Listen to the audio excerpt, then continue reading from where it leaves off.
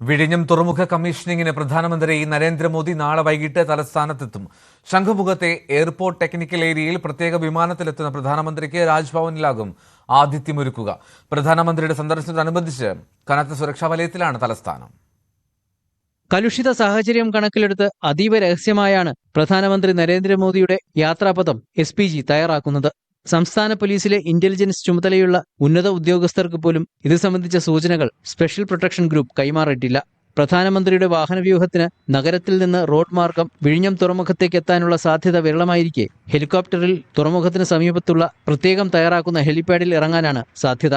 അതേസമയം വെള്ളായണി കാർഷിക കോളേജ് ഗ്രൗണ്ടിലും പാങ്ങോട് സൈനിക ക്യാമ്പിലെ ഗ്രൗണ്ടിലും വിഴിഞ്ഞം തുറമുഖത്തെ അതീവ സുരക്ഷാ മേഖലയിൽ സജ്ജമാക്കിയ ഹെലിപാഡുകളിലും SPG പരിശോധനകൾ നടത്തി.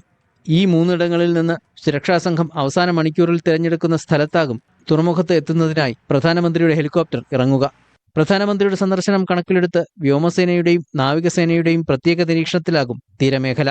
പ്രധാനമന്ത്രിയുടെ യാത്രാപഥം സംബന്ധിച്ച വിവരങ്ങൾ ചോരാതിരിക്കാൻ അതീവ ജാഗ്രത പുലർത്തണമെന്ന് പ്രധാനമന്ത്രിയുടെ ഓഫീസ് സംസ്ഥാനത്തിന് നിർദ്ദേശം നൽകിയിട്ടുണ്ട്.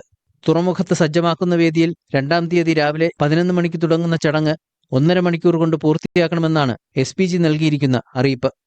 ന്യൂസ് 18 തിരുവനന്തപുരം.